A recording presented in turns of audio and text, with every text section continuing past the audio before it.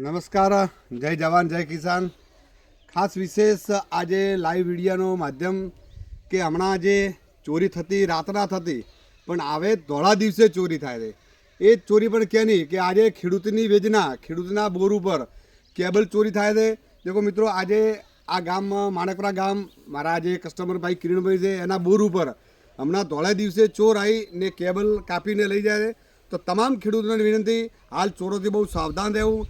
ચોર એટલે આપણા જે આવતા ફેરિયા, જે આપણા લીમડા ઉપર કાપવા આવતા, જે લીમડા કાપીને બોને આવતા જે લોકો વત્તા આપણી સાથે વેચવા આવતા ભંગારી, તમામ એ ધોળા દિવસે દેખીને જાય, રાત્રે પણ ચોરી કરે છે.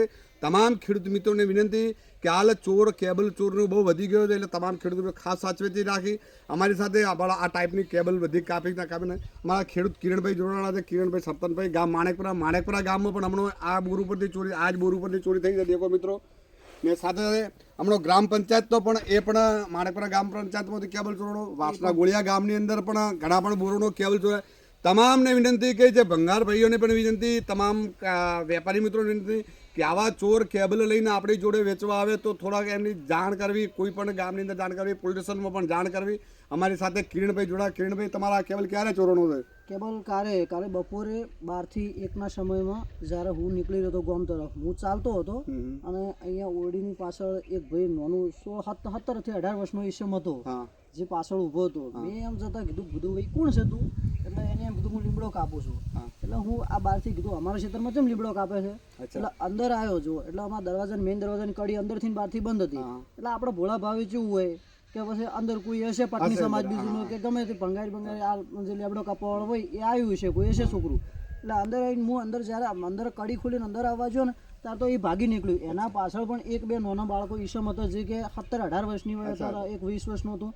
આગળ બાઇક હતું. હું જ્યારે બહાર નીકળ્યો ને ત્યારે તો એ ભાગી નીકળ્યા. અચ્છા, એટલે બાઇક લઈને જ આવ્યા હતા ને તમને કે એવું બોનો ગાડી અમે લીમડો કાપ્યા? આ તમે જોયું ને ત્યારે મને ખબર પડી કે આ તો કેબલ કટ થાય. હું પાછળ દોડવાની કોશિશ કરી પણ બાઇક હતું અને હું ચાલતો હતો એટલે નીકળી ગયો. આજુબાજુ ફોન કર્યો પણ નીકળી જ ગયા 3 જણા હતા. તો ખાસ વિશેષ હાલની અંદર આપણા જે આવેલા તમામ ખેડૂત મિત્રોને કે લીમડાના બોને, ભંગારીના બોને કોઈ પણ ફેરી આવે એનાથી સાચવેત રહેવું. કોઈ પણ આપણી વસ્તુ, ચીજ વસ્તુ પડી એને સાચવે. હાલ બોરની ઉપર કેબલની ચોરીમાં બહુ વધી ગયો છે. ખાસ તમામ ખેડૂત મિત્રોને વિનંતી, સાચવેતી રાખવી. તમામ ખેડૂતો વિનંતી, આપણા બોર ઉપર કંઈક કેબલ, સીસી કેમેરા એ પણ વ્યવસ્થા કરવી. કેબલ બહાર રાખવો નહીં.